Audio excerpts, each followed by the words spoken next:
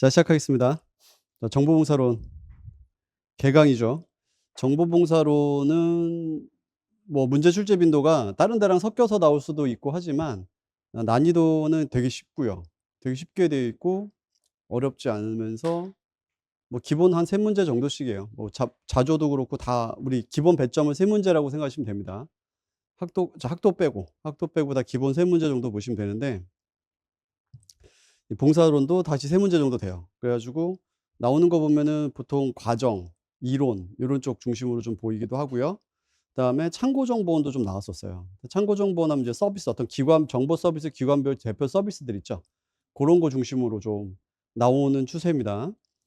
그래서 우리 여기서는 우리 뭐 어떻게 하기로 했었냐면은 정보봉사론 기본 이론들 다 보긴 봐요. 보이긴 보는데 참고 정보원은 안 봐요. 진행할 때 참고 정보는 이 가성비가 진짜 거의 제로에 가까워요. 그러니까 '이게 나온단 말이야?' 싶을 정도 느낌이라서 대표 정보원 중심으로 볼 거고요.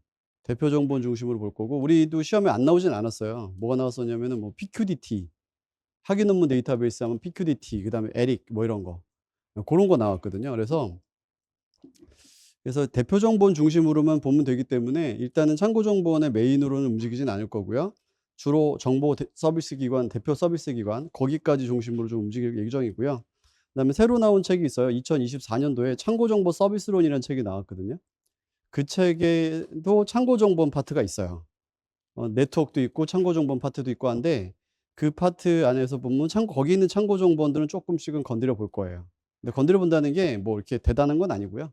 어차피 서비스 기관 보면 기본적으로 나오는 대표 데이터베이스들이기 때문에 그 정도만 접근해도 크게 무리는 없을 것 같습니다. 그래서 고거 감안해서 진행을 할 거예요. 그래서 그러려면은 이제 양이 좀 많은 편인데, 우리 이제 정해진 주차가 이게 3주 만에 끝내야 되잖아요. 3주 만에 끝내야 돼서 양이 좀 많은 편이라 계율을 빨리 잡고 교재 리딩하면서 포인트만 좀 먼저 맥락만 잡으면 되게끔 진행해 보겠습니다. 이 과목은 특성이 뭐냐면, 단어를 알면 맥락을 만들 수가 있어요. 근데 다른 과목들 있죠. 자료 조직, 정보 검색, 디지털 소관, 이런 애들은 단어를 알아도 맥락을 못 만들어요. 그게 어려운 거죠. 그래서 그쪽 과목은 세기관을 빨리 익히셔야 되고, 여기는 우리가 뭐 이미 세기관이 있어요. 그래 가지고 단어 개념만 아셔도 충분하게 따라갈 수 있기 때문에 어렵진 않을 겁니다. 그래서 빠르게 진행할게요. 자, 일단은 이제 바로 들어가면 참고봉사의 개념. 오늘은 일단 우리 보강도 오늘 야간에 있잖아요. 그래 가지고 오늘은 이제 일반론 먼저 딱 짚고 갈 겁니다. 근데 일반론이 옛날 책에 비해서 분량이 쪼끔 늘어났어요. 이것도 가능한 것들이 좀 있어요. 그래서 고것도 좀 짚으면서 갈 겁니다. 자, 봉사의 개념. 원래 옛날에는 이 정보봉사론, 참고봉사론을 하게 되면은 시작점만 좀 잘 알아두시면 됐거든요, 시작점. 이게 참고 이용자 협조, 참고 업무, 참고 봉사, 참고 정보 봉사, 정보 서비스, 이렇게 움직였던 거는 원래 어떤 책에 있었던 거냐면 2011 년도에 나온 책에, 2011 년도에 우리 정보봉사론 책이 나온, 우리가 지금 2024 년도에 참고정보 서비스론 책이 나오기 전까지는 교수님들이 집필해서 만들어진 책이 그 이전에 언제였냐면 2011 년도에 있었어요. 몇 년 점프 하는 거야. 2011 년인데 2024 년. 그 13년 동안 신간이 나온 게 없었다는 거예요. 번역서만 있었거든요. 그래서 그 2011 년도에 나온 책이 우리나라 정보 서비스의 근간을 잡은 책이에요, 거의. 그래서 그 책 중심으로 시험에 나왔었는데, 내구 울어먹다 한 여러분들 사골도 한 13년 울고 먹으면 나올 게 있어 없어? 없죠. 뼈도 부서지겠다, 그죠? 나올 게 없어. 그래 가지고 약간 출제 비중이 약간 내려가는 느낌이 좀 있었거든요. 근데 인제 새로 나와서 그쪽으로 다시 재부각될 가능성이 좀 높아요, 지금. 보통 나온 연도 그다음 해에는 세지 않고요. 그다음 해에 좀 세게 나오는 편이거든요.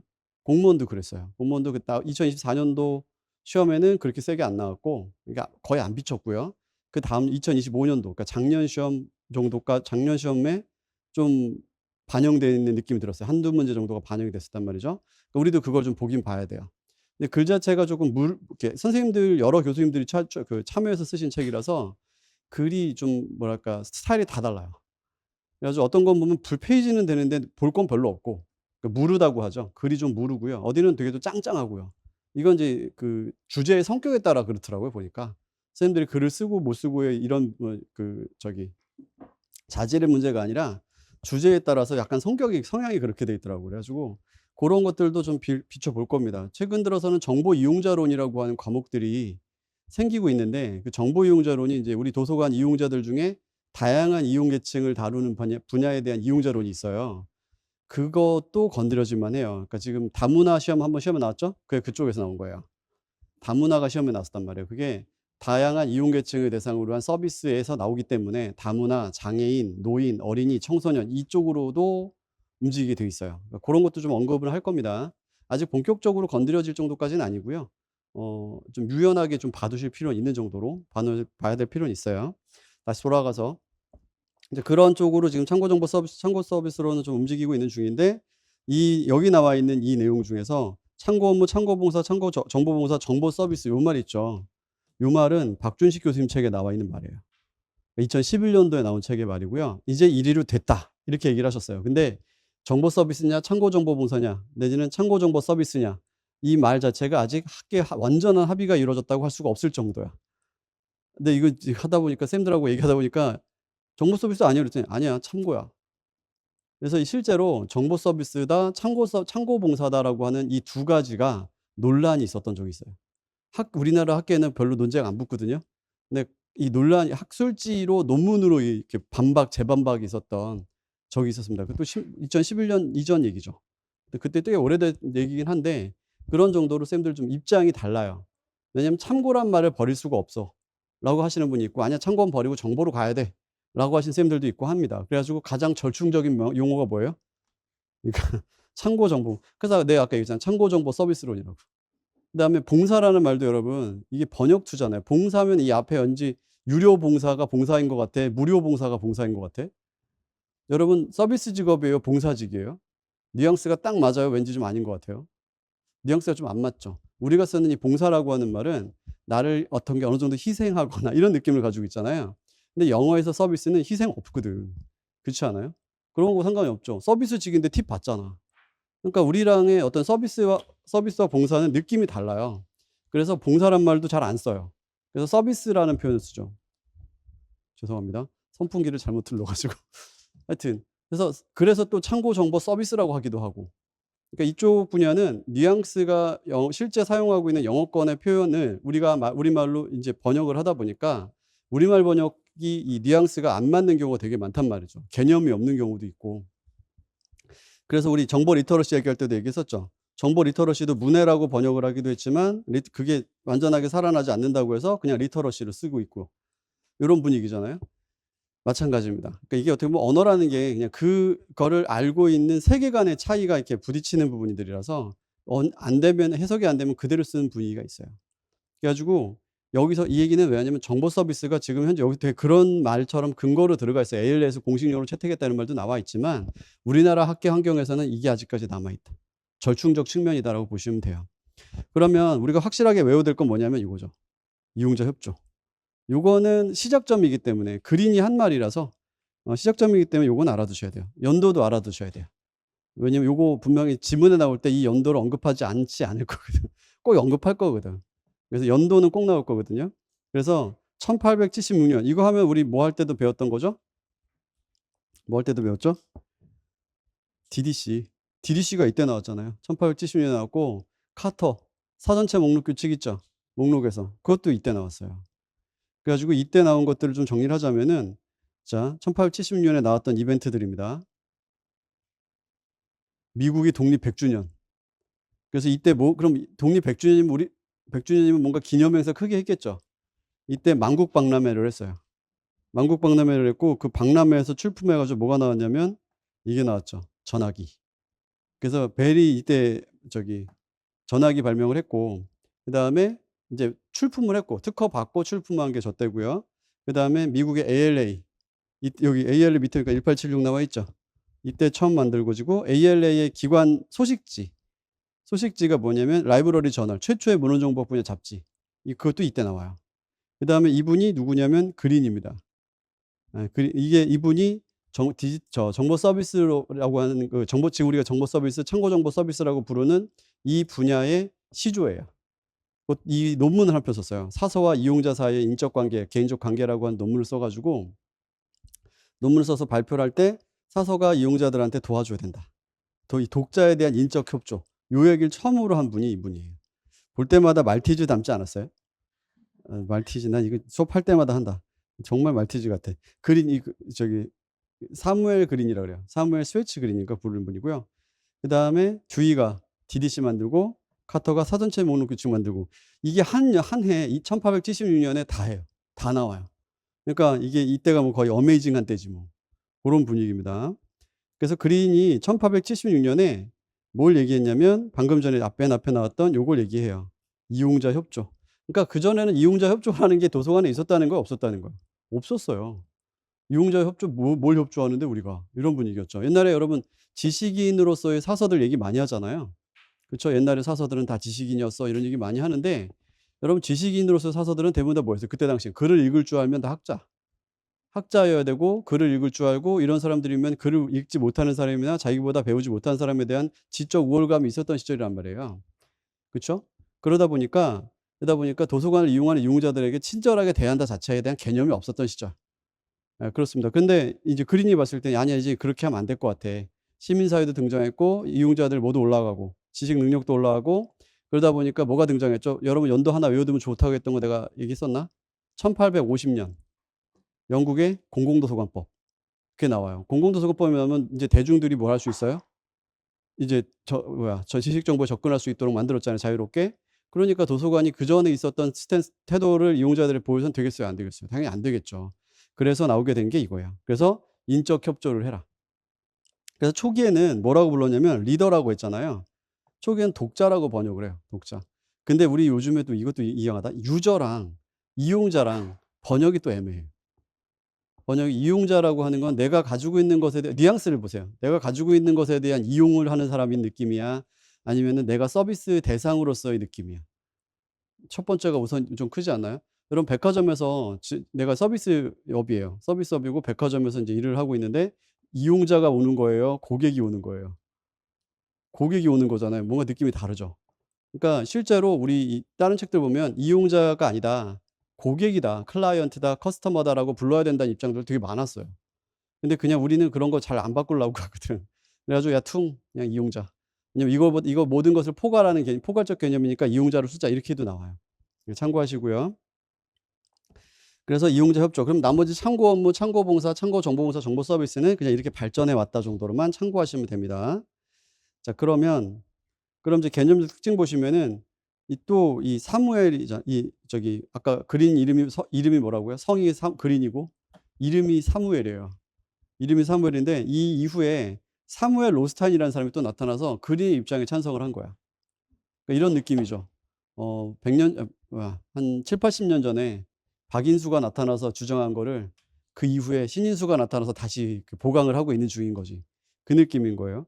그래서 정보를 얻고자 하는 개개인의 독자에게 제공하는 인적 협조인데 인적 협조를 하려면 어떻게 해야 돼요? 그냥 해도 돼? 체계적으로 해야 돼? 체계적으로 해야 되겠죠. 체계적으로 하려면 뭘 해야 돼요? 계획해야 되겠죠. 그러니까 체계적 접근이라면 계획적 접근인 거예요. 그러니까 이용자에 대한 무슨 접근하자? 인적 협조를 하자. 계획적 인적 협조를 하자. 이렇게 얘기 이제 하기 시작했던 사람이 사무엘 로스타인입니다. 그래서 도서관이 교육기관인 건 맞고 하지만 우리가 이용자한테 이 교육이라고 하는 행위를 이렇게 위아래로 상하관계로 보는 게 아니라 내가 도와주는 것이야 라고 보게 된 거예요. 교육의 관점이 많이 바뀌었죠. 그래서 인적 협조의 필요성을 강조했고요. 그 다음에 책을 가지고 봉사하는 게 아니라 책 안에 든 걸 가지고 봉사해야 돼. 그러니까 이제 책 안에 들어가 있는 지식을 봉사하는 게 맞다라고 얘기를 한 거죠. 여기까지 그냥 맥락으로 보시면 돼요. 초기 역사 여기도 마찬가지입니다. 배경 이용자 정보 서비스 초기 역사 보시면은 개념적 뭐 기초 형성 요인들 이런 거 읽어보시면 돼요. 원래 이용이 19세기 후반 공공도서관의 변화란 말로 했잖아요. 그럼 이전까지는 뭐였냐면 도서관에서 그냥 책을 뭐 하는 곳? 보관하는 것. 그때 필요하면 꺼내보는 것 정도예요. 그래서 도서관의 진짜 개념은 1876년이라고 봐야 돼요. 그때부터 시작됐다고 볼 수가 있어요. 그래가지고 진짜는 그러면 이제 우리는 어디다가 그 이전에 있었던 마치 아카이브와 도서관을 구별하지 못했던 것과 똑같은 시기에서 이제 도서관으로 바뀌게 된 거죠. 도서로 바뀌게 됐고 그러면 이제 이용을 하려면 그 봉사의 대상은 어디로 잡아야 되냐? 그 지역사회 전체로 잡아야 된다. 이제 이렇게 개념을 잡은 거죠. 그래서 보통 학생들에게 도서관 장소의 이용법을 가르치고 교육기관으로 도서관의 역할을 찾고 뭐 이런 식으로 이제 얘기를 하게 돼요. 1876 주요 사건 아까 말씀드렸었죠. 요게 그린이 쓴 논문입니다. 사서와 독자 간의 개별적 관계. 이 기사가 발표돼요. 저거 발표한 게 라이브러리 저널이에요. 자, 됐고. 그래서 보면 초기 역사적인 흐름만 보시면 돼요. 정규 전문사서의 필요성이 인식하게 됐어요. 1880년도, 1890년대 공공도서관이 1880년, 1890년이면 뭐가 막 생겼었다는 시기죠. 공공도서관법이 나왔으면은 공공도서관 법을 만들었으니 지금부터 공공도서관을 짓자예요. 아니면 공공도서관에 대한 흐름이 있으니 또 법을 만들자야. 두 번째겠죠. 흐름이 있으니 법을 만들자가 된 거거든요. 그래서 법을 만들어서 도서관이 계속 생기곤 있는데 여기에 뭐가 생겨요? 뭐가 안 돼? 관리가 안 돼. 교육도 안 돼. 뭘 어떻게 해야 될지 사람들이 모르겠어.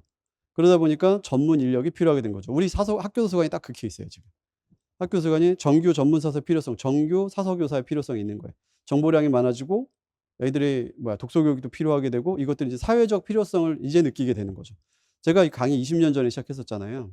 중간중간에 팁 없어가지고 못하기도 했지만 그때 우리 정체성 논의 되게 많이 했었거든요.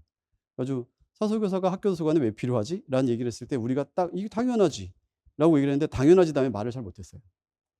그때까지 개념적 정의가 잘 안 돼 있었고 리터러시라는 개념은 있었지만 보편적으로 사회적 필요성이 조금 약했어요. 그래서 홍보를 하더라도 좀 약했었고요. 그냥 그런가 보다 이런 분위기였지. 그다음에 지금도 약간 뭐 커뮤니티나 이런 데 올리면은 왜 이러잖아요. 그땐 더 심했어요. 아예 인식조차 그게 뭐야? 이랬었다고요. 그런 분위기가 생긴 거는 원래 약간 시간이 이 정도 걸려요. 바뀌는 데 시간이 걸립니다. 그다음에 1885년에 듀이가 그러면 이제 이쪽 분야처럼 전문 인력이 필요하겠네 하니까 전문 인력을 뭐가 나와야 돼? 전문 인력 양성 기관이 나와야 되겠죠. 듀이가 콜롬비아 대학에다가 뭘 만드냐면 도서관 학과를 만들어요. 라이브러리 이코노미라고 하는 걸 만드는데 그게 이제 도서관 학과의 정규 학과에 어떤 편성되는 게 아니라 평생교육원 같은 거예요. 평생교육원 같은 거에다가 만들고요. 한 20명 정도 정원으로 받았는데 평생교육원이라서 그게 가능했고요. 그때 당시에 여러분 19세기 당시엔 여성이 대학에 가는 게 가능 불가능.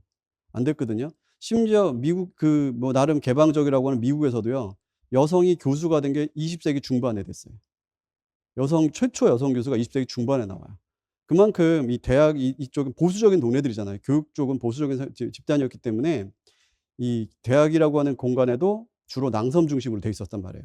근데 듀이가 도서관 라이브러리 이코노미 학과를 딱 만들고 나서 20명을 뽑았는데 17명이 여성이었어요. 그때부터 여초 집단이었어. 이 얘기를 하면 이게 하여튼 조심해야 되는가 뭐인가 모르겠다. 하여튼 그때부터 여초 집단이었어. 그리고 남자가 3명. 뭐 이런 일들이 그런 게 있었습니다. 듀이도 이렇게 이게 별로 안 좋아. 뒷얘기도 좀 많고 막 그래요. 안 좋아요. 그건 그렇다 치고. 그래서 이때부터 참고사서 콜롬비아 대학에서 참고사서 직원도 채용하고 당연히 이때는 뭘 하고 있었고 교육을 하고 있었고 그런 시기입니다. 그래서 이제 그 참고 업무로 1890년도에 독자 협조해서 뭘로? 참고 업무로 바뀌었다는 거죠. 좀 더 발전한 개념이죠. 그냥 단순하게 도와줘여서 전문적으로 그게 뭐가 된 거죠? 이제 일이 된 거예요. 업무가 되고 일이 되었다고 보시면 됩니다. 그다음에 그다음에 이제 우리가 여기서 조심해야 될 게 처음엔 돕는 거였잖아요. 근데 여기서 레퍼런스라고 나오죠. 제가 이 레퍼런스 얘기 한번 했었죠. 디지털 도서관 때. 레퍼런스라고 하는 게 우리가 지금 이걸 참고라고 번역을 하잖아요. 참고라고 번역하잖아요. 근데 이 같은 의미로 같은 의미로 그 기계 쪽 다루는 분들 또 이어폰이나 이렇게 음향기기 테스트하는 분들이 그런 말을 자꾸 했었거든요. 한번 얘기했었을 거예요. 이거 레퍼런스급 헤드폰이야. 그냥 막 듣는 건 아니고 좀 정식으로 작업할 만한 헤드폰이야. 레퍼런스 헤드폰이야. 이렇게 얘기합니다. 그러면 그분들이 참고 헤드폰이야. 이렇게 얘기하는 게 어울려요? 야, 이건 참고할 만한 헤드폰이야. 이상하죠. 참고 헤드폰이라고 하는 것보다 레퍼런스 헤드폰이야. 이게 표준과 기준이란 뜻이에요. 여기서 얘기하는 맥락은 표준이 되고 기준이 되는 헤드폰이야. 이렇게 얘기를 하는 거거든요. 모든 음원들의 왜곡이 없이 잘 들리는, 잘 설계된 헤드폰이야. 이런 식의 표현도 있어요. 그러니까 그걸 가지고 작업을 하는 거고 모든 업무의 기준이 모든 이제 작업의 기준이 되는 거. 이런 걸 갖다 레퍼런스급 이렇게 얘기를 하거든요. 그럼 레퍼런스 웍이라고 하는 건 뭐겠어요? 표준과 기준이 되는 업무냐. 그러니까 이용자들한테 뭔가 제공을 하더라도 가장 표준화되고 기준이 되는 업무 정보를 또는 내용을 서비스해 주는 거, 제공해 주는 거. 이런 걸 하는 업무여야 된다는 거죠. 그러니까 내가 좋아하는 거 내 편향을 갖다가 주면은 뭐야? 편향된 거죠. 편향된 건데 모든 것에 누구나 똑같이 인정하는 거, 누구나 똑같이 중요하다고 판단하는 거 이런 기준점에 해당하는 정보를 제공해 주는 거는 레퍼런스라고 볼 수 있는 거죠. 그런 식의 뉘앙스가 있는 표현이에요. 근데 왠지 우리는 참고라고 하는 이 언어에는 항상 가지고 이 근거가 되는 표준적 느낌이야. 보고 참고했으니까 놔두면 돼 이런 느낌이야. 두 번째가 더 강하지 않아요? 난 그래 가지고 약간 이것도 번역이 애매하다는 느낌이 자꾸 들어. 그냥 내 느낌이고요. 시험에는 안 나와요. 자, 그다음에 이제 20세기 들어서서 많은 공공도서관에서 참고자료실과 참고사서 배치하고 개과제로 이제 이용을 하게 됩니다. 그 전문도서관도 나와요. 전문도서관도 여러분 우리나라 지금 전문도서관 하면은 뭐뭐 생각나면 되죠? 상설 항상 구비되어 있는 전문도서관이 어떤 거 있죠? 의학도서관, 의학전문도서관하고 그다음에 법, 그죠? 법원도서관이 아니라 그 뭐지? 그 법학도서관. 보통 대학이나 이런 쪽에 있잖아요. 그런 것들이 대부분 전문도서관이고요. 실제 여기서도 보면 위스콘신주 입법조사부 있죠? 입법참고부서가 전문도서관 서비스에 모형이 됐다 돼 있죠? 여기서도 마찬가지. 그러니까 법 쪽에 그 많은 판례, 자료, 정보량이 많은 동네일수록 전문도서관이 필요한 거예요. 누적 정보량이 많을수록, 그다음에 최근 정보가 많아질수록 그쪽 분야의 전문도서관이 필요한 거예요. 그래서 법도 그렇고 의학도 의학 정보 엄청 많잖아요. 그것들도 마찬가지. 3요소 이건 뭐 어렵지 않죠. 사서 이용자 정보원이니까 이건 읽어보시면 되고요. 자, 그럼 정보 서비스 제공료. 그럼 우리는 참고 정보 서비스를 어떻게 제공하는가? 여러분 이 교재 이게 리딩을 하실 때 팁이 있는데요. 팁이 있는데 정보 서비스라고 언급을 하고 있죠. 그럼 박준식 교수님 책에 나온 거예요.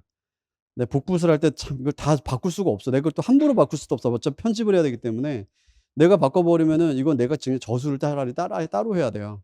그 정도는 아닌 것 같아서 그냥 그대로 반영을 했거든요. 그래서 박준선 책에는 정보 서비스라고 돼 있고 우리 새로 나온 책에는 참고 정보 서비스라고 돼 있거든요. 그래서 설명을 할 때 참고 정보 서비스가 나오면 요거 요즘에 나온 책에 있는 내용. 정보 서비스라고 나오면 좀 옛날 책에 나온 내용. 이렇게 구별해서 보시면 됩니다. 참고 정보 서비스 제공해서 참고 데스크 모델 이렇게 이건 모델이라는 표현을 쓰는데 원래 이게 우리는 좀 뭔가 원래 모델 하면 무슨 느낌이 들어요? 모델링. 그치. 모델링, 추상화 작업, 이론화 작업 이런 느낌이 들잖아요. 근데 여기는 실제로 보면 모델이라고 보기 좀 그런 느낌이 좀 있어요. 참고 데스크 모델. 이건 이게 뭐죠? 내가 데스크에 앉아 있고 이용자들이 와서 나한테 질문하면 되는 거야. 그래서 참고 데스크 모델이고요. 그다음에 그럼 이용자가 참고 정보 서비스를 시작한다는 얘기 이걸 뭐라고 하냐면 참고 교류 또는 참고 트랜잭션이라는 표현이 있어요. 곧 나옵니다. 참고 교류, 참고 트랜잭션의 개념이 있는데 이용자가 이거 정보 자문 활동이라고 이제 이해하시면 돼요. 참고 트랜잭션, 참고 교류, 정보 자문 활동 다 비슷한 유형의 말이 같은 맥락의 이야기입니다. 그러면 정보 자문 활동의 시작을 누가 한 거죠? 데스크에 있으면 사서가 데스크에 있으면 시작은 누가 해요? 이용자가 하죠. 그 정도 보시면 돼요. 그럼 이동 참고 서비스는 누가 합니까? 누가 움직이는 건가요? 이건 사서가 움직이는 거예요. 사서가 움직이면서 하는 거니까 참고 교류, 참고 트랜잭션은 누가 하죠? 사서가 하는 거죠. 뭐 그런 정도의 차이예요. 그래서 조금 다니면서 필요한 사람 없나, 뭐 궁금해하는 것 같은 눈치 없나, 이렇게 눈치 있는 사람 없나 이렇게 봐가지고 도와주는 거. 계층 참고 모델 이거 좀 재밌어요. 질문 난이도에 따라서 또는 이게 계층적 참고 서비스라고 하는 책이 있고요. 그다음에 최근에 나온 번역서에는 번역서란다. 저건 번역서에 나온 거고 저거는 질의 유형별 서비스라고 하기도 해요. 그러면 여러분 이 생각 들지 않아요? 내가 이제 박사도 했고 연구자이기도 하고 가끔 프로젝트에도 가서 그 일도 하고 해요. 근데 데스크에 앉아 있는데 맨날 이용자들 와서 나한테 하는 질문이 백과사전 어디 있어요? 컴퓨터 어디 있어요? 와이파이 비번 뭐예요? 이것만 죽어라고 물어봐. 하루에 질문을 그런 걸 100개씩 받아. 그럼 내가 공부한 게 너무 아깝지 않아? 그치. 그러니까 차라리 그건 알바한테 시키고 나는 좀 어려운 질문 오면 나 불러 그때. 이러고 싶죠. 그게 이거예요. 그러니까 이용자 질문에 따라 질문 유형에 따라서 이 대답을 하는 사람의 그레이드를 정해 주는 거예요, 계층을. 예, 고렇게 보는 겁니다. 그래서 질문 난이도에 따라 정보 안내 데스크 정보 안내 데스크에서 참고사서로 이제 단계별로 응대한단 말이 그겁니다. 그래서 질문이 오면은 그 질문에 대한 것은 네가 답변하고 또 이거는 제가 답변할 수 없으니 다른 분 불러드릴게요. 이렇게 해서 답변하는 거예요. 질문의 그 급에 따라서. 그러니까 인적 자원을 효율적으로 활용할 수 있죠. 야, 지금 넌 너무 여기서 일할 만큼이 아니야. 너무 오버 스펙이야. 즉답형 질문이나 지시형 질문밖에는 네 스펙이 너무 오버 스펙이니까 넌 저기 다른 데 더 머리 쓰는 일 딴 거 하고 있어. 내가 부를 때 와. 요렇게 하는 게 최대한 활용하는 거. 근데 단체는 이 질문 누가 대답해야 되니까 힘들다는 거죠. 분류 경계가 모호하다. 자, 다음에 예약 참고 서비스. 이런 거 되면 얼마나 좋지 않을까? 예약 참고 서비스. 뭐 하는 거냐면 줄을 서시오 하는 거예요. 이용자들이 와서 이용자들 와서 저기 저 이거 질문하려고 하는데요. 궁금한 게 있는데요. 도와주실 수 있어요? 이런 거 뭐 하는 거죠? 줄 쫙 세우는 거죠. 줄 세우고 자 필요한 사람이란다. 미리 저는 너무 사람들이 많이 오니까 안 되겠어. 그래 가지고 앞으로 예약하고 오세요. 이러면 좋겠죠. 그럼 요거는 급이 좀 높아야 돼, 낮아야 돼. 여러분 예약만 전문으로 받는 음식점은 비싸요, 싸요? 저기 김밥 천국 예약제예요? 아니잖아요. 그쵸? 그거 아니죠. 그러니까 그건 아닌 건 뭐냐. 비싼 집은 예약제란 말이야. 그럼 여기 있는 사서는 비싼 사서야, 안 비싼 사서야? 비싼 사서죠. 비싼 사서가 어디 있냐면 전문 사서예요. 그쪽 분야 전문가인 거예요. 그쪽 분야 전문가고 이 사람이 뭘 한다 한다면 그쪽 파트에서는 되게 일을 잘해. 요런 분들한테는 도움 요청이 계속 가거든요. 입소문 나면 도움 가거든요. 그런 경우 할 수 있는 거예요. 그래서 계층 참고 서비스 변형이라고 할 수 있고 참고 사서와 상담하기 위해 사전에 뭐 해야 돼요? 약속을 해야 돼. 약속하시고 따라오셔야 되고 이용자가 장시간 참고 서비스에 깊은 관심을 받을 수 있다는 게 장점이에요. 그러니까 한 사람만 올인해서 할 수 있잖아요. 그래서 뭐 어떤 음식점 영화 한번 보니까 음식점이 자리가 3개밖에 없어.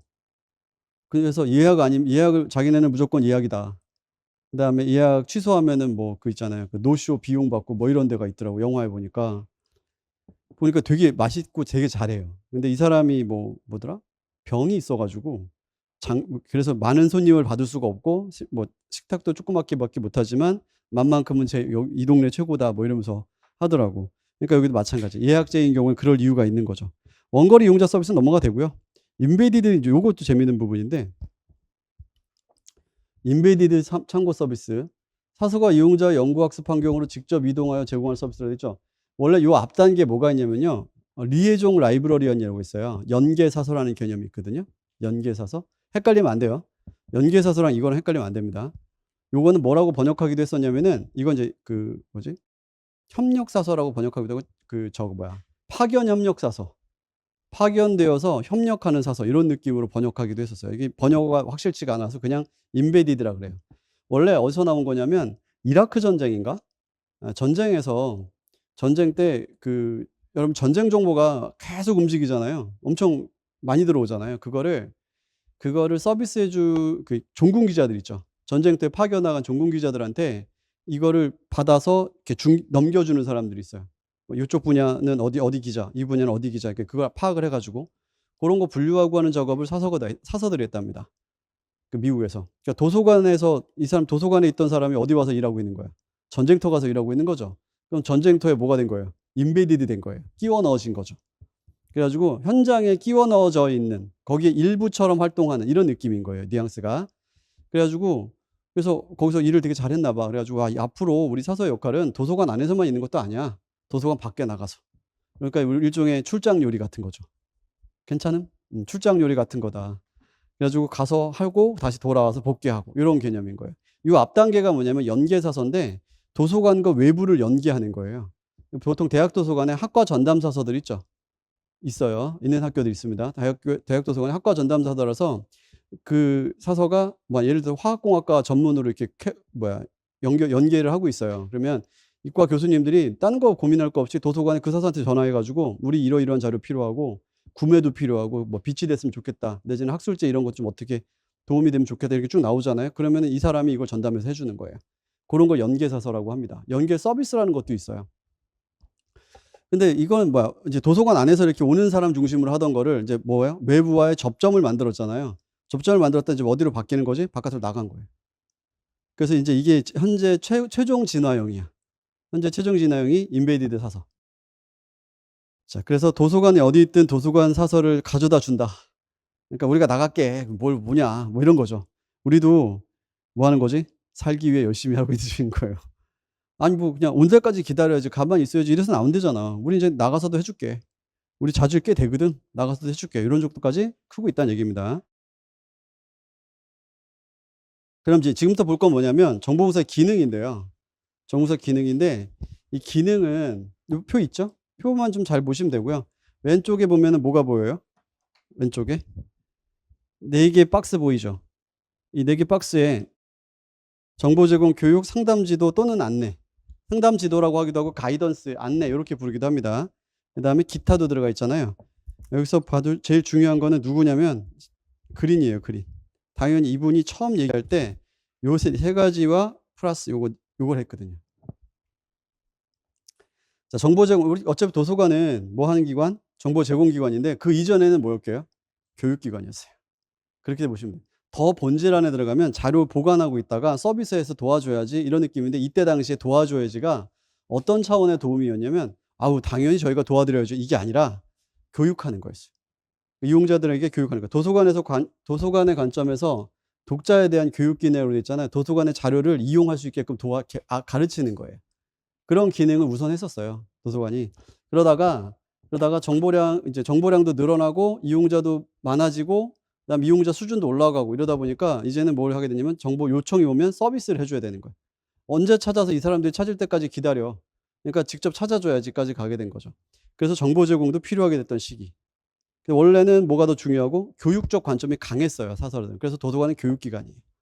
그다음에 여기서 정보 제공이 그다음에 이어집니다. 뒤에 다시 나와요. 그리고 추가적으로 들어가는 게 상담 안내요. 이 상담도 되게 중요해요. 상담도 원래 본질 기능 안에 포함돼요. 그러니까 독자 협조의 모양 중에 하나는 상담도 있거든요. 뭐냐면 이용자가 와서 이렇게 얘기를 하거든요. 저기 무슨 책 좀 관심 있는데요, 읽고 싶어요. 그럼 뭐라 그래야 돼요? 추천해 줘야 되죠. 이런 걸 독자 협조라고도 불렀어요. 시험에도 나왔습니다. 독자 협조라 그래서 출발 시에 동시에 존재했다고 얘기 나와요. 그러니까 교보문고 가서 저 이쪽 책 좀 보고 싶은데요, 그러면 교보에서 추천도 해 주잖아요. 그거 옛날에 도서관에서 시작한 거예요. 도서관에서 한 겁니다. 그 영역이 이거예요. 선정 지원 기능이라고 해서 상담 안내라고 불렀던 거고요.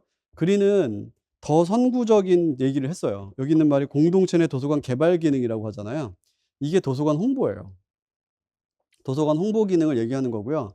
이게 제가 얘기했어서 학교 도서관 때 마케팅할 때 말씀드렸을 거예요. 마케팅 개념인 거예요. 그러니까 우리가 가만히 있는다 그래서 이용자들이 알아주는 건 아니다. 그러니까 어떻게? 우리가 공동체 내 지역 사회에 가서 우리가 뭘 하는지를 알려줘야지. 이렇게 얘기를 한 게 그린이 4가지인 거예요. 근데 이게 이제 뒤에 정리가 되면서 3가지로 정리가 돼요. 그러고 요즘에는 옛날에 이렇게 3가지를 나누다가 요즘엔 약간 흩어지는 느낌이거든요. 근데 거의 이 3가지 범주 내에서 정보 봉사가 이루어져요. 그래서 로스타임도 이어가고요. ALA는 이건 신경 안 써도 돼요. 이건 76년도 거라서 너무 옛날 거라서 요거 그냥 참고만 하세요. 아, 이렇게도 나눴었구나. 그다음에 밥이 이렇게 3가지를 나눴죠. 그러면 모든 곳에 꼭 있는 건 뭐죠? 2개예요. 정보 제공과 교육입니다. 모든 곳에 다 반드시 들어가는 건 정보 제공과 교육이라서 저 2가지가 뭐라고 본다?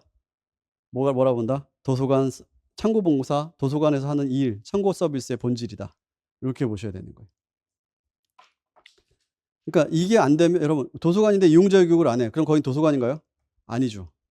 근데 도서관인데 정보 제공을 안 해. 그럼 도서관인가요? 그것도 아닌 거예요. 참고 서비스를 하지 않는 도서관, 이름만 도서관인 거죠. 참고 서비스가 없는 거죠. 그래서 별마당 도서관에 이런 거 하나요? 그 이름만 별마당 도서관인 거야. 거기서 사람들이 책을 읽고는 있지만 뭐가 없어요? 이용자 교육도 없죠. 사람이 많아서 할 수도 없겠더라고. 이용자 교육도 없죠. 정보 제공도 없죠. 그럼 거기는 그냥 책 창고예요. 우리가 생각하는 그리고 거기 조직화되어 있는 책 창고라고, 조직화되어 있다고 보기도 힘들던데. 거기 분류책에도 좀 맨날 별마당 도서관 그 시그니처 사진 있잖아요. 그 위쪽까지 올라가 있는 거. 저거 어떻게 뽑아봐. 실용성이란 제로 전혀 없는 그 모양새 그거 가지고서는 뭐 도서관 얘기를 하는 건 좀 웃기긴 한 거죠. 저쪽 어딥니까? 뭐 기적의 어쩌고 숲인가 뭐 하나 있지 않나요? 네, 뭐요? 지혜의 숲. 기적이 아니구나. 기적의 도서관이구나. 지혜의 숲. 그 서가 16단 서가 있는 거. 그것도 책 창고예요. 거기 배가 되어 있는 것들 보면은 16단 서가 저 꼭대기에 있는 거 어떻게 찾아봐. 그쵸. 브라우징 돼 있어요? 안 돼 있어요? 안 돼 있잖아요. 그건 책 창고예요. 그러니까 서비스라고 할 수 없고 이름은 뭐예요? 그래서 약간 상징적으로 되게 지혜의 숲 해 놨지만 거기서도 사설한 이름도 안 쓰잖아요. 권독사 이렇게 쓰죠. 그럼 책 창고예요. 우리하고는 상관없어요. 그렇게 보셔야 됩니다. 그래서 우리 쪽에서 우리가 도서관이라는 이름을 제대로 달고 뭔가를 하려면 우리가 하는 액션이 있어야지 도서관인 거예요. 사서가 하는 액션이. 그게 제공과 교육입니다. 2가지. 근데 요 2개만 하면 돼요? 아니면 더 넓어져야 돼요? 더 넓어지고 하는 일이 많아야 더 그 기관의 존재 의미가 필요하게 되는 거예요. 요것만 하면 되죠는 아닌 거죠. 근데 요즘에 AI 때문에 뭐가 힘들어지고 있죠? AI 때문에 정보 제공이 힘들어지고 있어요. 그래서 요즘에 기대되는 제가 이제 AI 시대의 이 관점에서 본다면 교육이 되게 중요하고요. AI를 뭐 하는 교육도 필요할까요? 교육을 통해서 정보 제공 기능을 대체할 수 있는 능력도 필요한 거예요. 그래서 AI 리터러시란 말이 나오게 되는 거죠. 그거 우리 4주차 때 진행합니다. 저거 아예 하루 잡아서 4주차 때 리뷰를 쭉 할 거예요. 독서 매체 교수 매체 오는 시간에. 2권 다 들고 매번 오는 거 힘들잖아. 그럼 실강 얘기하는 거니까 영상은 신경 쓰지 마시고. 그래 가지고 이렇게 정보공상 훅 한 다음에 매체론 딱 한 번 빡 하고 끝날 겁니다. 자, 그렇게 해서 AI나 이런 것들이 나오는 이 환경에서는 의미가 있다 없다를 이렇게 하기 전에 우리가 진짜 뭘 해왔던가를 다시 생각을 해볼 필요가 있는 거예요. 요쪽 얘기고요. 자, 학자별 견해. 이게 보면은, 자, 지금 방금 전에 그때 했던 표에 대한 내용들이 다 이겁니다. 일반적 기능은 정보 제공 교육 상담지도 3가지 얘기해요. 상담지도는 다른 말로 안내라고 부르기도 합니다. 그림 보니까 어땠어요? 도서관 자원의 이용 교육, 질문 응답, 양서 선정, 도서관 홍보. 요게 그린이 주장한 순서예요. 그린이 주장한 순서예요. 그러니까 첫 번째가 뭐였죠? 교육이에요. 그러니까 이 그린이 이 얘기를 처음 할 때만 해도 정보 제공의 중요도가 크지 않고 뭐가 컸다?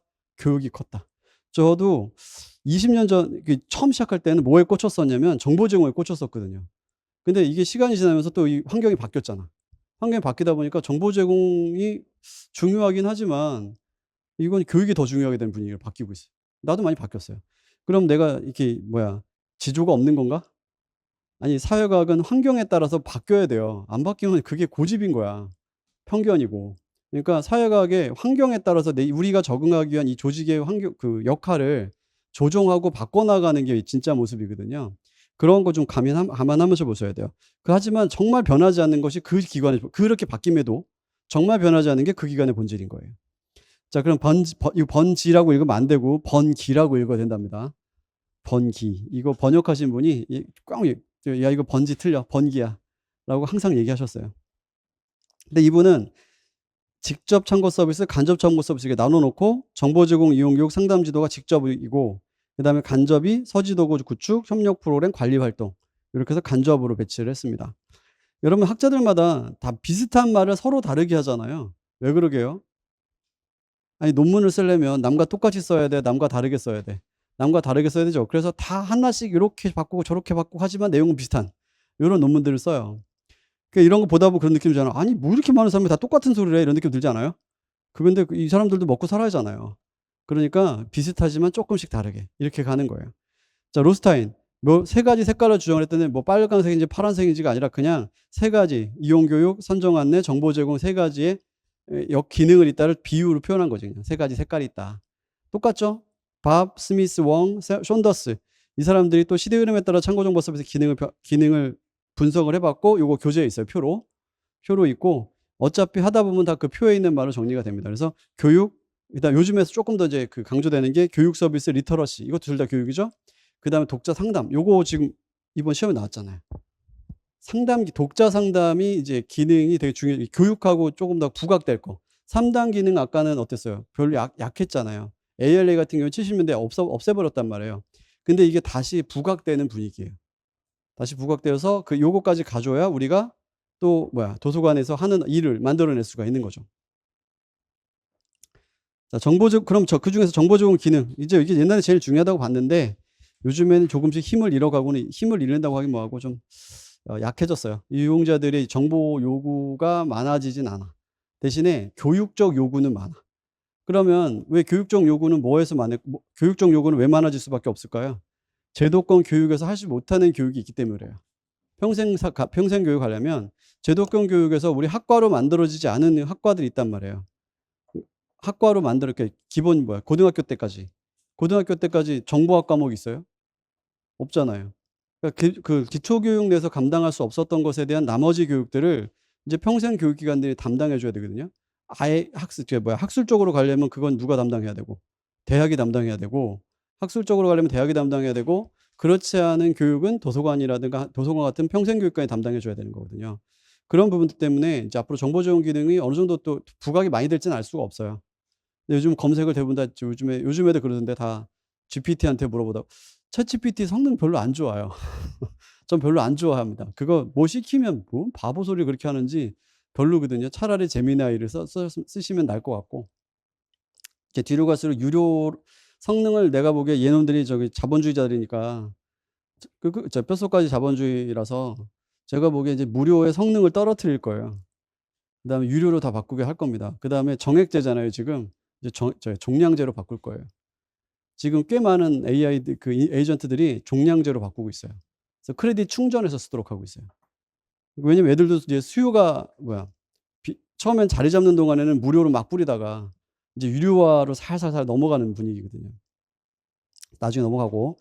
그래서 정보 제공 기능은 뭐 여기는 이 설명보다는 그냥 정보 제공, 즉답형 참고 질문 이런 것만 보시면 돼요. 참고 질문 하는구나. 그다음에 서지 확인과 인용 요거 중요합니다. 요즘에 좀 강조되고 있는 게 인용, 윤리, 표절 요쪽 있죠. 그 윤리에도 나올 텐데요. 윤리에 나올 텐데 표절이라든가 이런 거 관련된 부분 좀 더 강조되고 있어요. 그래서 인용을 하려면 인용에 뭐가 있죠? 우리 잘 대학원 다니신 분들 다 알겠지만 논문 쓸 때 뭘 지켜야 되냐면 형식을 잘 지켜줘야 돼요. 논문은 의외로 형식이 틀렸다고 논문 막 그 트집 잡고 그래. 그러니까 내용이 트집 잡을 거 없잖아요. 그러면 진짜 내가 각주에 점 빠졌다고 뭐라고 하더라니까.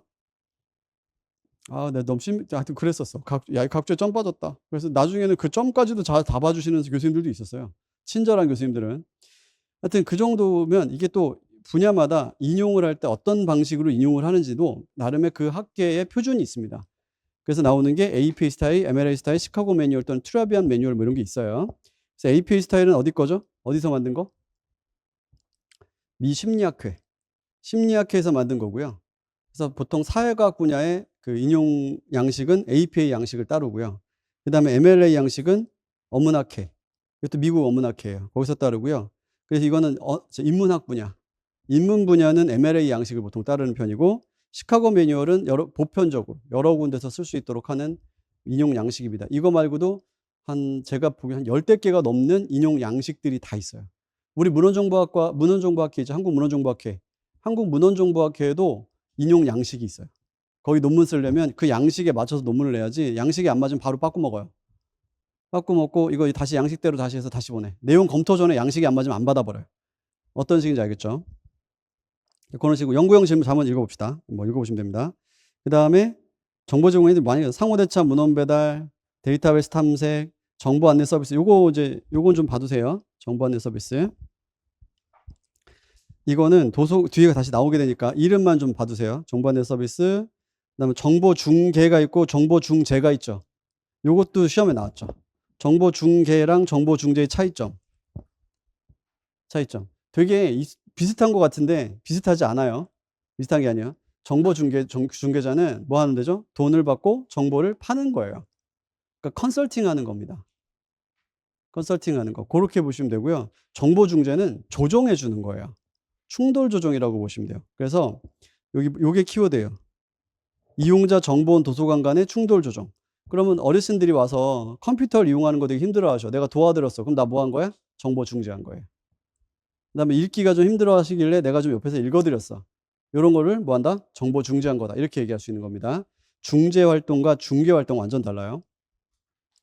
그리고 이름도 어때? 영어로. 브로커잖아. 여러분 브로커 좋아해? 싫어해? 브로커 별로. 맨날 이런 거 안 좋은 거에 브로커라고 하잖아요. 근데 이 정보 브로커들은 다 뭐냐면 정보 브로커들은 이용자한테 의뢰를 받고 이거를 정보 조사를 한 다음에 이 조사하는 거를 갖다가 주면서 피를 받아요. 수수료를 받는 거죠. 그리고 개인이 할 수도 있지만 누가 할 수도 있지? 개인이 할 수 있지만 회사도 있어요. 그래서 인포메이션 브로커에 해당하는 회사들이 있었는데 우리나라가 이때 인터넷 초기에 2000대 초반에 이 브로커들이 이제 창업을 많이 했죠. 다 망했죠. 지금은 사라졌어요. 자, 주제 전문 서비스. 이건 뭐 알고 계시죠? 참고하시면 되고요. 그럼 교육 기능도 있어요. 이건 아예 챕터가 하나가 더 있습니다. 정보 서비스론에서 여러분 꼭 봐야 되는 챕터가 아까 과정 얘기 하나 있었잖아요. 교육도 마찬가지. 왜냐면 교육이랑 어디랑 교집합이 나오죠? 학도. 학도에 이용자 교육 파트 있었죠. 거기 우리 좀 세게 다뤘잖아요. 리터러시 모델 보고 모형 보고 기준 보고 한참 했잖아요. 여기서도 그걸 다뤄요. 여기서도 그걸 다루는데 이미 다뤘던 것에 대한 복습일 거예요. 교집합 영역이죠. 그럼 출제 가능 비중이 어떻게 2배는 더 높아져요. 그래서 이용자 교육 파트가 커질 건데 우리가 학도에서 했었던 거는 그냥 가볍게 넘어갈 거고요. 그렇지 않은 거 여기서만 좀 더 봐야 되는 것들이 있어요. 그런 거 중심으로 여기서는 다루게 될 거고요. 자, 이용자 교육의 목적은 이제 뭐 할 수 있도록 하는 거죠? 이용자 교육은 여러분 교육의 목적은 뭡니까? 크게 정리하면은 그냥 사람이 되어서 사회에서 사람답게 살 수 있도록 해 주면 되는 거 아닌가? 좋은 사람이 되어서 사회에 공헌하면서 사람답게 살 수 있도록 해 주는 게 교육의 목적이에요. 혼자서 내가 스스로 잘 누구 도움 없이. 그러면 도서관 이용자 교육은 뭐예요? 도서관에 와서 누가 내가 스스로 도서관에 있는 정보 자원을 잘 이용할 수 있도록 해 주면 되는 거잖아요. 그러면 그것도 뭐가 있겠어? 수준이 있겠죠. 그냥 난 책을 잘 찾을 수 있어요. 서가에 있는 책을 찾을 수 있어요. 아니면 나중에 뭐 책을 이용하고 종합하고 분석할 수 있어요까지도 키워주는 게 이용자 교육의 궁극적인 목적 안에 들어가야 되지 않겠어요? 그거에 대한 얘기입니다. 그래서 그렇게 줘야 되고, 그다음에 직접 교육과 또 간접 교육을 나눠주기도 해요. 사서가 이용자 직접 소통해서 교육을 하면 직접 교육, 간접 교육은 이제 가이드라든가 이런 거 준비해 놓는 거죠. 그래서 참고 도서라든가 아니면 뭐 이런 과제 해결 때 좋은 책들 리스트를 만들어 줘. 그럼 그걸 보고 이용자가 스스로 할 수 있게끔 해 주는 거. 그런 건 간접 교육. 내지는 이제 매뉴얼 같은 걸 개발해서 할 수 있도록 해 주는 거. 그것도 간접 교육. 그다음에 도서관 내외 평생 기술에서 정보 활용 능력 교육을 통해서 이용자가 자료를 스스로 검색하고 평가해서 활용할 수 있는 자기 주도 능력을 함양을 목표로 한다. 그러니까 혼자서 할 수 있어야 되는 거예요. 모든 교육의 목표는 뭐다? 아까 얘기했지. 다시 정리해서 혼자서도 자료를 만들어 줘야 돼요. 혼자서 잘하면 어때요? 안 받아도 교육 안 해도 되잖아. 더 이상 가르칠 게 없다. 너 이제 혼자서 잘하니까 하산하여라. 이렇게 되는 거잖아요. 근데 바보들이 착각을 하죠. 청소년기에는. 왜 착각을 하죠? 잘하는 줄 알고. 그렇지 않아요? 참교육 봐봐. 다들 지가 제일 잘하는 줄 알아. 제일 잘하는 줄 아는데 어른들이 보면 어때? 아우 저 어떡하지 이런 느낌이잖아요. 그런 느낌이잖아요. 여러분들 저기 어른들 그 윗세대들 보고 아우 꼰대 뭐 이러지 마. 여러분들이 저기 일진들 보고 무슨 말 하고 싶어? 지금 학교 다니는 일진들한테 여러분 무슨 말 하고 싶지? 그 일진들이 여러분 보고 뭐라 그럴 것 같아요? 그 느낌이 여러분들이 우리라고 나 조금 낮춰 주세요. 이쪽 어르신들 보면서 다음 세대를 보면서 하는 말 같은 거예요. 다 물고 이렇게 물고 물려 있는 겁니다. 똑같아요. 그래서 혼자서 할 수 있도록 해 주고 그게 본인이 그러면 이제 '내가 부족하구나.'를 깨달아야지 진짜 교육이거든요. 그래 부족한 걸 채우죠. 그래서 교육학이나 이런 데서 죽으라고 얘기하는 게 메타인지잖아요. 부족함을 깨달아야 되는데 부족함 깨닫는 게 그렇게 힘들어요. 힘들고요. 여러분들도 부족함을 깨닫고 있을까 모르고 있을까? 공부할 때. 모르죠. 그냥 공부를 그냥 읽기만 하시는 분들이 있어. 이것도 공부 방법 잔소리가 되겠지만 그냥 읽기만 하면 공부 안 됩니다. 뭐가 공부가 되는 거라고? 세상의 지식은 두 개로 나눠요. 말할 수 있는 지식과 말할 수 없는 지식. 알겠죠? 내가 아는 지식은 뭐예요? 말할 수 있지만 내가 모르는 지식은 말할 수 없어요. 설명해 봐. 했을 때 설명할 수 있어야 되는 거예요. 그게 아는 거예요. 알겠죠? 그래서 여러분도 아마 수업해 보다 보면 알 거예요. 수업을 하다 보면은 준비할 때까지만 해도 여기서 내가 뭐라고 말을 해야 될지 개념이 애매한데라고 생각을 하다가 실제로 막 말을 하면서 정리가 딱 되는 걸 느끼는 시기가 있을 겁니다. 그래서 여러분들 스터디를 하더라도 먼저 설명해 주는 사람 있죠. 설명해 주는 사람, 스터디의 어떤 그 교사 역할을 하는 분들 있잖아요. 그분들이 공부가 더 되는 거예요. 실제 공무원 합격한 친구 찾아와 가지고 나한테 얘기할 때 그랬던 친구 있어요. 쌤 말대로 나이가 많았어. 나이가 스터디원들은 나이가 적고. 한 5명을 꾸려 가지고 자기가 해 주는데 다 이렇게 설명을 못 하길래 자기도 공부를 해 가지고 이제 공부한 만큼에 대한 내용 막 설명을 주로 많이 했대요. 그랬더니 자기만 붙었대. 애들한테 미안하대. 어떤 느낌인지 알겠죠? 자기는 공부하러 스터디 갔으니까 설명해 주면서 공부를 해 버린 거야. 요게 되게 중요해요. 그래서 내가 할 수 있다는 모르는 거고 설명할 수 있다. 할 수 없다면 난 모르는 거라고 봐야 되고 봐서 아는 거랑 의미 없어요. 그다음에 이야기할 수 있으면 나는 아는 거예요. 뭘 안 보고. 중요한 건 안 보고. 안 보고 얘기할 수 있지 않은 거예요. 그래서 우리 뭐 빅6나 이런 거 외웠잖아요. 자 얘기해 봐요. 그럼 그거 나중에 외워야지. 뭘 언제 외울 거야 지금 안 외우면. 얘기해 봐요 그러면 할 말이 없죠. 모르는 거예요. 그럼 답안 시험지를 딱 줘도 쓸 수 있어요 없어요? 못 써요. 말을 못 하는데 어떻게 글을 씁니까? 뭐가 먼저야? 말이 먼저고 그다음에 글로 나가는 거잖아요. 그쵸. 말을 못 하는데 어떻게 글을 써요? 그쵸. 글로 쓰는데 저는 말을 못 해요. 말 안 되지 않아요? 그러니까 그거 같은 거예요. 꼭 정하세요. 원칙을 정하세요. '내가 말로 할 수 없으면 모르는 거구나.' 계속 말할 수 있을 때까지 공부하는 거예요. 자 뭐 하다가 여기까지 왔니? 하여튼 이런 게 중요한 거고요. 자 참고 정보 서비스 발전. 단순 정보 제공에서 어디로? 교육적 역할로 강화되고 있어요. 이 교육적 역할의 끝판왕을 지금 우리는 뭐로 잡고 있죠? 정보하는 능력으로 잡고 있는 거죠. 리터러시로. 그래서 저것도 정보하는 능력도 되게 강화될 거예요. 지금 보니까 우리 과목 안에서도 저 강조점을 꽤 둘 것 같아요. 여기 게다가 이제 이번에 교육과정 개편된 거 제가 이번에 이제 그 4주차 때 하기로 했던 거 있잖아요. 그걸 보더라도 이제는 정보 리터러시 하나 가지고는 안 되겠다. 여러 개 리터러시를 다 쓸 수 있는 리터러시가 필요하다. 요렇게 지금 바뀌고 있거든요. 자, 상담 및 지도 서비스, 독자 상담 서비스. 요게 우리 초기에 얘기했던 그린이 참고 서비스 시초로 주장했다고 돼 있잖아요. 독자 협조가 원래 이거였어요. 그러니까 뭘 도와줘? 이용자가 와서 좀 도와주세요. 저 무슨 책 읽을까요? 소설 뭐 읽고 싶은데 어느 쪽 분야 책 없나요? 이렇게 물어봤는데 사서는 그건 네가 알아서 찾아야지 왜 나한테 물어봐. 라고 옛날엔 얘기했었다는 거야. 근데 그걸 하도 답답해한 그린이 좀 도와줘라. 라고 얘기한 걸 논문으로 쓴 거죠. 대단한 거죠. 예. 자, 그걸 읽은 사람들 뭐라고 생각했을까? 굳이? 이렇겠죠. 자, 독서요법. 이게 이제 우리 독서교육에서 했었던 거죠. 네, 그거예요. 독서교육에서 배웠던 독서요법입니다. 동일식, 카타르시스, 통찰 이거 봤던 거죠. 그리고 우리는 임상과 발전으로 나눠진다고 되어 있지만 저기 어디야? 독서교육책에는 뭐가 있어요? 하나 더 있죠. 기관 독서요법도 하나 더 들어갔죠. 그거까지 같이 받으시면 되고 SDI 얘가 옛날에는 어디 들어가 있었냐면은 교재 보면 아마 그 위치가 바뀐 게 보일 텐데 옛날에는 정보 제공에 있었어요. 정보 제공에 있었는데 얘가 지속적으로 상담을 해주는 거야 라는 느낌인 거예요. 상담은 여러분 한 번 하고 말아 아니면 어떻게 상담 한 번 하고 두 번 하고 세 번 하고 계속 해줘야 돼. 여러분 심리상담센터는 한 번 하면 주사 받은 듯이 싹 낫고 끝나요? 아니면 계속 가야 돼요? 계속 가죠. 이 상담이라고 하는 심리적인 측면이기 때문에 지속적 상담이 필요하고요. 그리고 연구를 하는 사람들도 지속적으로 연구 정보를 제공받고 싶어 하는 거예요. 그렇기 때문에 이거는 연구 상담의 개념도 좀 있어요. 어느 정도. 그래서 전문 도서관에서 주로 이루어진다고 얘기돼 있고 그다음에 선별 정보 관심 있는 연구자가 나 이거 좀 보내주세요. 앞으로 계속 보내주세요. 이렇게 했을 때 그걸 보내줄 수 있도록 하는 방향으로 되고 있는 거죠. 선별 정보 제공은 되게 중요해요. 그럼 이용자마다 뭐가 있어야 돼요? 이용자마다 관리가 따로따로 돼야 되겠죠. 그러면 여러분 내가 공짜로 해줄래요? 회비 받고 할래요? 회비 받고 해야 되겠죠. 그래서 보통 SDI는 회원제로 운영이 돼요. 회원제로 운영이 되고 그 사람 회원들마다 각자의 뭘 가지고 있어야 되면 프로파일을 가지고 있어야 돼. 이용자 프로파일러도 있죠. 각자의 프로파일을 가지고 있어야 되고 거기에서 맞춰주는 서비스를 하는 겁니다. 맞춤형 서비스. 그 다음에 우리 모두 해야 되죠? 이런 것도 해줘야 돼요. 논문 작성 상담. 근데 이런 거지. 되게 웃기지 않아요? 논문 작성 상담. 이 공공 친구들한테 물어봤거든요. 논문 작성 상담 하니? 그랬더니 그걸 왜 해요? 배웠잖아. 그랬더니 이런 분위기였어. 어떤 느낌인지 아시겠어요? 그러니까 여기서 글로 볼 때는 당연하지. 논문 작성 상담도 하면 좋지. 근데 여러분 학교에 데스크에 앉아있는 학생이 와가지고 저 대학원생인데요. 논문 쓰려는데 좀 도와주시면 안 돼요? 이렇게 물어봤더니 그건 좀 이럴 것 같지 않아요? 이거는 원래 우리가 해야 되는 일이에요. 해야 되는 일이고 내가 나중에 이제 은퇴하고 나서 공공도서관 이제 봉사 같은 걸 한번 해볼 수 있지 않을까라고 할 때 요거들 도와주면 학생들이 오지 않을까라고 생각을 했었는데 포기했어요. AI 때문에 포기했어요. 내 밥그릇을 뺏어간, 내 미래 밥그릇을 뺏어갔네, AI가. 하여튼 고민 중입니다. AI를 어떻게 써서라도 한번 고민해 볼 거야.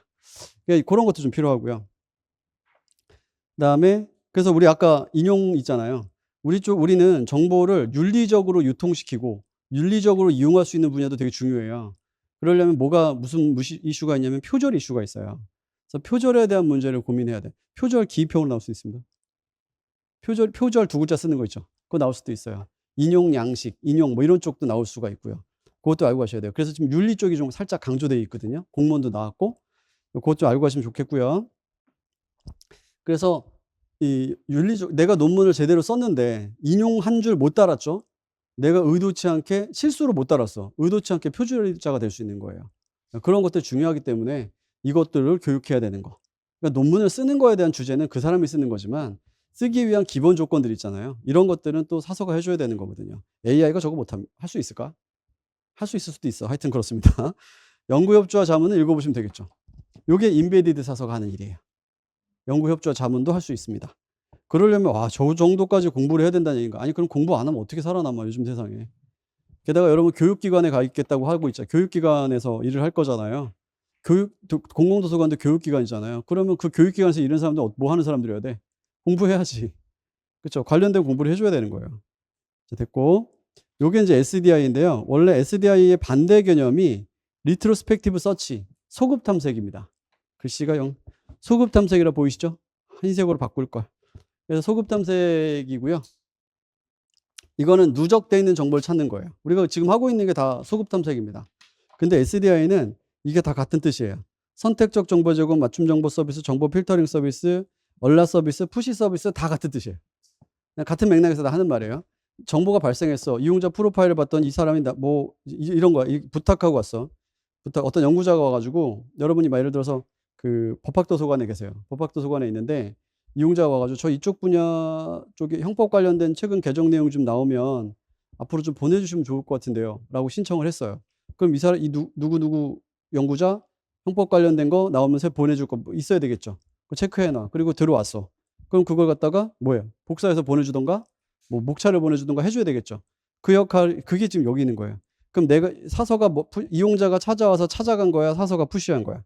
사서가 푸시했죠. 새로운 거 나왔으니까 알려주는 거죠. 여러분 그 뭡니까? 그 유튜브 3대 미덕 있잖아. 뭐 하여튼 있잖아. 좋아요, 댓글, 알람 그거. 에휴. 좋아요, 댓글, 구독이구나. 근데 알람도 해줘야 되잖아. 알람. 그 알람. 이게 얼라 서비스예요. 그 다음에 정보 필터링 서비스. 요거는 아까 얘기했죠. 이용자 프로파일, 그게 필터예요. 그러니까 잠깐만 이번에 형법 관련된 자료 새로 들어왔는데 형법 자료 보내줬다는 사람이 누구지? 그래 쭉 프로필도 쭉 체크해 보겠죠. 프로파일 체크해 보겠죠. 그래 그거를 필터로 해서 보내주는 거. 그렇게 보는 겁니다. 요거는 SDI가 나올 수도 있고요. 이용자 프로파일이 나올 수도 있어요. 기입형. 그 다음에 맞춤 정보스. 그거 내가 신청한 거에 맞춰서 보내주는 거죠. 내가 선택한 거, 이용자가 선택한 걸 보내주는 거죠. 다 같은 맥락에 있는 말입니다. 그래서 중요한 게 SDI는 그런 거고요. 그 다음에 지속적으로 가야 되고요. 누구한테? 그 개인에게 맞춰져 있는 거고요. 이용자 프로파일을 필터링 하는 거고요. 주로 연구자라든가 전문 도서관 등을 대상으로 하고요. 전자적 이메일로도 당연히 보내줘야지. 뭐 꼭 이게는 인쇄본만 보내준다 이런 건 아니잖아요. 그럼 여러분들이 근무하게 될 학교도서관은 이 성격에 맞을까 안 맞을까? 잘 맞죠. 교사들이 연구자들이잖아요. 물론 연구 안 하는 연구자들도 있어. 꼭 이런 분들 있다. 꼭 이렇게 얘기하잖아요. 그러면 우리 학교 선생님 연구 안 하던데요. 뭐 이런 분들이 있는데 하세요. 그중에 있을 수 있어요. 잘 찾아봐요. 그래서 교사들도 뭐 교과 개발하고 해야 되기 때문에 연구자 집단과 동일한 성격을 가지고 있어요. 우리 저기 학교 소관 때도 약간 이완된 위계 조직이라는 얘기 있었잖아요. 약간 그래서 이쪽들 다 그걸 가지고 있거든. 성격을 가지고 있기 때문에 자율적 연구자이기도 한단 말이에요. 그래서 이 서비스가 학교 소관에 특히 필요해요. 필요하고 이제 프로파일이나 이런 건 연구자가 뭘 해놓으면 프로파일을 등록해 놓으면 연구자가 프로파일 등록해 놓으면 프로파일로 어떻게 하고 필터링을 통해서 등록해 놓으면 발생 정보가 프로파일을 거쳐서 필터링 돼서 연구자한테 간다. 이거니까 별거 어려운 건 아니죠? 자, 그럼 참고 지금까지 아직도 기능 보고 있어, 우리. 참고봉사의 기능은 받고 이제 간접적 기능 봅니다. 간접적 기능은요, 이런 특징이 있어요. 직접은 대면 정보가 이동하는 거죠. 직접은 정보가 이동하고 주로 대면도 있고요. 대면이 아니더라도 정보가 이동을 합니다. 그러니까 내가 서비스를 받았구나를 알아. 근데 간접은 서비스를 받았구나가 아니라 뭐예요? 되어 있구나야. 이게 되어 있으니 잘 되겠네. 이게 되어 있으니 직접이 잘 되겠네. 그래서 보통 간접적 기능이라든가 간접적 무언가가 나오면 움직이는 게 아니라 되어 있는 인프라적 측면이에요. 인프라적 측면. 그 장소가 좋아야 뭐가 돼요? 장소가 좋아야 그 좋은 장소로 서비스를 할 수 있죠. 그러니까 장소 구성 중요하고. 그 다음에 서정보 자료 준비와 작성도 돼 있어야 되겠죠. 여러분, 근데 제일 싫은 말이 그런 거긴 해. 야, 이런 거 돼야 돼, 이런 거 해야지. 그랬더니, 우리는 예산이 없어서 안 돼요. 이런 얘기 많이 해. 그러니까 예산 확보도 뭐 일종의 뭐일 수 있죠? 간접적인 조건인 거죠. 간접적 조건인 거죠. 예산이 없어서 안 되는데 예산이 없어도 할 수 있는 것들은 많거든요. 뭔가 항상 거창하게 생각해서 그런 거지. 예산을 보면 되게 이렇게 양가의 어떤 그 애매함이 있다. 모순적인 느낌이 있다. 예산이 없는 데는요. 일을 잘해서 예산을 안 주게요. 일을 못해서 예산을 안 주게요. 선호 문제가 있어. 달기 문제나 달걀 문제는 똑같아요. 우리 예산이 없어서 일을 못해요. 그러니까 위에서는 어떻게 보죠? 너희가 일을 못하니까 예산을 안 주는 거야. 이렇게 얘기해요. 그럼 예산을 더 받으려면 어떻게 해야 되죠? 일을 잘해야 돼요. 예산이 없다라고 얘기하는 건요. 내가 일을 안 하고 있거나 일을 못하고 있다는 핑계일 수도 있는 거예요. 어떤 느낌인지 알죠? 관리자의 관점에서 그렇게 보입니다. 그러니까 우린 예산이 없어. 문제야. 이게 문제라면 뭐 해야 돼? 해결을 해야 되잖아. 해결하려면 어떤 문제를 해결해야 돼? 예산 문제를 해결해야 되잖아요. 그럼 예산 문제 해결은 일을 잘해서 예산을 더 따야 되는 부분이 필요한 거예요. 그러려면 존재의 정당성이 있어야 되는 거예요. 그 존재의 정당성은 어때야 돼요? 입증해야 돼요. 누가? 우리가. 그래서 우리가 뭘 하냐면 평가를 하는 거예요. 다음 시간에 평가할 겁니다. 평가 얘기는 하나 나오겠지만 평가는 그런 것 때문에 하는 겁니다. 그래서 평가 이유 중에 뭐가 꼭 들어가냐면 예산 확보의 정당성, 존재의 정당성 이런 말이 나와요. 자, 다시 돌아가서 그다음에 서지 정보 준비와 작성. 그러니까 뭐 자원이 잘 되어 있어야 되겠죠. 자원이 잘 되어 있어야 되고 정보 파일 작성 유지. 이 정보 파일이 저걸 뭐라고도 번역하면 자원 파일이라고 하기도 합니다. 인포메이션 파일이란 말은 좀 옛날 표현이고요. 요즘엔 자원 파일. 그러니까 자원 파일은 뭘 할 때 쓰는 거냐면 정보 안내 서비스 있죠, 아까. 그거 할 때 쓰는 것들이에요. 교재에서 다시 위치를 잘 잡으실 수 있을 겁니다. 체크하시면 되고요. 자, 정보 안내 서비스. 이제 요게 중요한데 옛날에 도서관은 무슨 정보를 제공했게요? 제공하는 정보가 어떤 정보? 대중정보, 학술정보. 당연히 학술정보. 옛날엔 여러분 책을 쓰는데 학술정보 같은 책은 학술정보가 아닌 것은 없었어요. 옛날 책에는. 옛날 책이라고 하는데 아니 그냥 무슨 하찮은 낚시하는 법 이런 걸 책으로 썼겠어? 낚시가 하찮다는 얘기 아닙니다. 옛날 사람의 관점에서는 야, 나 낚시 잡는 법으로 책을 썼어. 그러면은 그거 아우 훌륭한 책이다 이렇게 써요? 아니면은 이런 걸 책이라고 책으로 썼어 싶었겠어. 옛날엔 그렇지. 옛날에 뭐가 중요해? 경전, 학술 뭐 이런 것만 중요했다고. 성경 이런 거 이런 아주 고고한 것들만 좋아했었는데 그거부터 소장해 왔던 게 도서관이란 말이에요. 그러니까 점점점 도서관 이렇게 시간이 가면 갈수록 뭐가 어떤 출판량이 늘어나나요? 실용서 출판량이 늘어났어요. 실용서 출판량이 늘어났는데 그럼 도서관은 실용서 출판량을 적극 수용하는 게 맞아? 아니면 과거의 스타일을 가져가는 게 맞아? 적극 수용하는 게 맞지만 적극 수용하기 쉬워요, 어려워요? 보수적이었기 때문에. 우리 도서관 되게 보수적이잖아요. 그래서 적극 수용 잘 안 했어요. 적극 수용 안 했는데 원래 생존이 걸리면 다 하게 돼 있습니다. 생존이 걸리면 다 해야 되게 됐고 정보 안내 서비스 왜 시작됐냐면 이게 보통 60년대 20세기 중반에 시작되는데요. 1960년에서 70년대 미국 공공도서관 중심으로 발전했다 했죠. 저 때가 미국이 경제공황을 세게 먹어요. 한번 2차 대전 이후에 한번 팍 크기도 했다가 이런 한번 컸다가 푹 꺼지면 또 피곤해지거든요. 우리 어떡하지? 주식 어떡하지? 하여튼 비투하지 마시고요. 이 껐다가 이렇게 쫙 정점 찍으면 계속 갈 것 같거든. 미국이 그랬었거든요. 2차 대전 승전국에다가 과학자들 와서 기술 잔뜩 발전시켜 놨고 그다음에 또 모두 잔뜩 해 놨어요. 모두 적어 놨어. 기술도 많고 핵폭탄도 만들어 놨고 그럼 어디랑 붙어도 다 이기지. 그쵸? 근데 누구랑 붙었어요? 베트남하고 붙었지. 베트남 가서 전쟁하다가 결국엔 졌잖아요. 베트남한테는 진 거거든요. 그러니까 국력을 다 거기다 쏟아버렸어. 경제 위기 당연히 와요. 미국이 20년대인가도 경제공황 오고요. 그다음에 60년대, 70년대 또 석유 파동도 있어요. 이게 중동권이 미국이 중동을 지금 자기 편으로 만들고 말 안 들으니까 자꾸 이란 두들기고 있는 거거든요. 나머지들은 다 미국 편이에요. 그래서 극과 극이야, 중동은. 근데 왜 그렇게 돼 있냐면 그 감정의 시작은 뭐 때문이냐면 석유 패권을 미국이 가져가려고 그랬기 때문에 우리 거 네가 왜 뺏어가? 이런 분위기였단 말이에요. 거기랑 연결되어 있어요. 그래서 미국이 한 방 훅 꺼집니다. 그때 그럼 여러분 나라 경제가 꺼지면 뭐가 많이 생기죠? 실업자들이 많이 생기면 이 실업자들 그냥 너희들 능력 문제니까 그렇게 살아 이렇게 놔둬야 돼? 아니면 또 어떻게 먹여 살려야 돼? 먹여 살려야죠. 그걸 어디서 해야 돼? 사회복지기관에서 해야 되는 거예요. 사회복지기관에서 해야 되는 거였는데 거기서 하던 거를 도서관이 가지고 왔어요. 야, 그거 취업 알선하고 이러는 거 우리가 해줄게. 그래서 그걸 다 도서관의 일반화된 서비스에 수용을 해온 겁니다. 그걸 정보 안내 서비스의 시작으로 봐요. 그래서 그게 시작이 돼서 보면 이용자와 도서관 외부 정보 자원을 연결하는 서비스죠. 우리 도서관은 뭘 가져오니까 도서관 소장 자원만 가지고 주로 서비스를 했단 말이에요. 그리고 우리 도서관 안에서 해결할 수 있었어요. 그 이전에는. 근데 이제 실질적 사회 문제가 생기고 그다음에 실업자들이 와서 도서관을 이용하게 되잖아요. 여러분 갈 데 없으면 어디 가요? 여러분 어르신들 도서관 이용률 높아요, 낮아요? 높아요. 앞으로 계속 늘어날 거예요. 이게 통계를 보면은 어르신들이 가는 동네가 딱 3군데 있어요. 갔다 올 때 말고 이제 어디 가서 뭐 좀 이렇게 좀 시간을 보내는 동네, 여가를 보내거나 시간을 보내는 동네가 도서관, 미술관, 박물관이에요. 이 중에서 제일 많은 이용률이 있는 데가 도서관이 다른 애 2배 이상 높아요. 박물관 여러분 오늘 박물관 1층 봤으니 내일 2층 예약해 놔야지 이러고 며칠이면 다 봐. 박물관 보는데 뭐 한 1년 걸려요? 아니잖아요. 뭐 하루면 다 보지 않나? 그럼 봤던 거 또 보고 볼 때마다 새롭네 이래요? 아니면은 봤던 거 또 봤으니까 지겨워? 미술관은 그럼 어때요? 봤던 거 또 봤으니까 또 지겹겠지. 도서관은 어때요?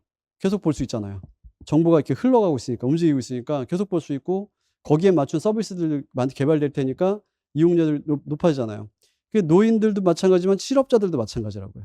할 일이 없어요. 여가를 보내야 되니까. 남은 시간을 가지고 구직 활동을 하더라도 계속 가 있을 곳은 거기밖에 없으니까 그럼 여기서 취업 지원을 해 주면 어때요? 금상첨화죠. 이렇게 일타쌍피 이렇게 되는 거죠. 그러다 보니까 외부 지원에서 어디가 취업을 할 필요가 있다라고 하는 정보를 쭉 모아 가지고 도서관에서 이걸 안내해 주는 거예요.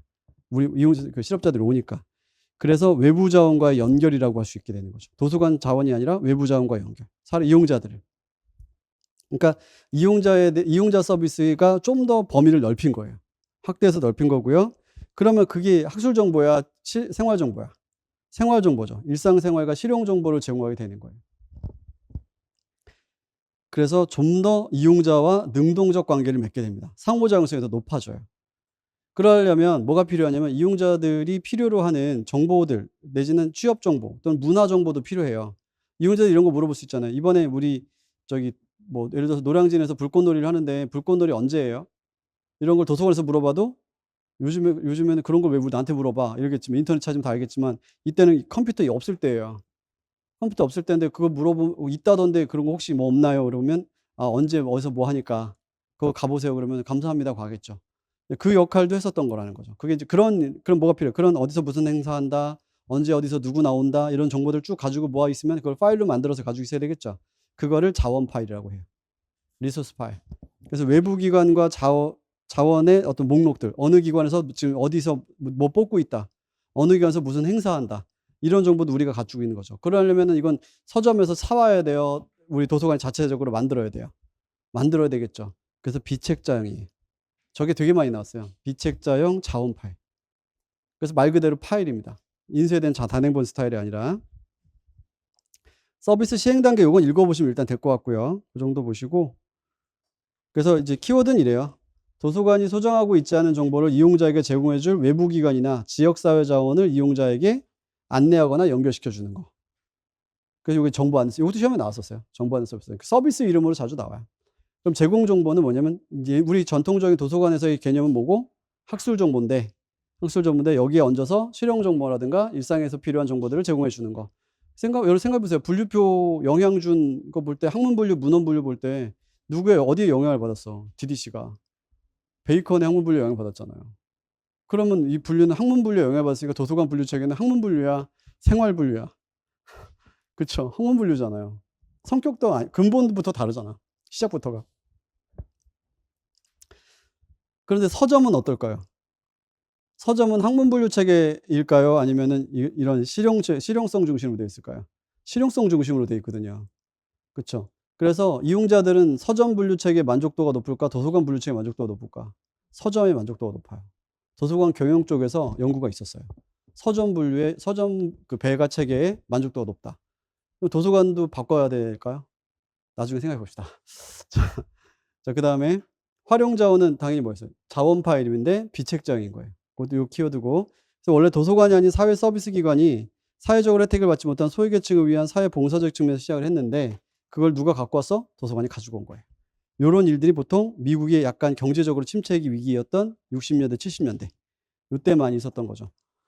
미국이 60년대, 70년대는요, 약간 홍역 같은 걸 겪기도 하고 발전도 크고, 왜냐면 뭐 메카시즘 이런 말 들어봤죠. 그러니까 소련하고 그 냉전을 하면서 있었던 사상적 혼란도 꽤 많았고요. 사상적 혼란도 많았고, 세계 패권을 좀 잡으려고 하면서 나라들하고도 갈등도 많았고, 그러면서 지금까지 온 거거든요. 하여튼 그렇습니다. 여러분 자기계발서도 그때 시작됐대요. 그때 실업자들이 많아지니까 원래 사회 구조의 문제이기도 한데 하고 미국 정부가 오버한 거고 실제로 전쟁도 지금 트럼프가 낸 거지만 그 피해는 누가 받아? 우리가 받은데 내가 직장을 잃은 건 트럼프 때문이면 안 되니까 어떻게 해야 돼? 내가 잘해서 다시 직접업을 얻어야지. 힘을 내야지 하면서 만들어진 게 원래 자기계발서라고 합니다. 참고하시고요. 좀 쉬었다가 제공 수준. 요건 금방 볼 거예요. 좀 쉬었다 진행할게요.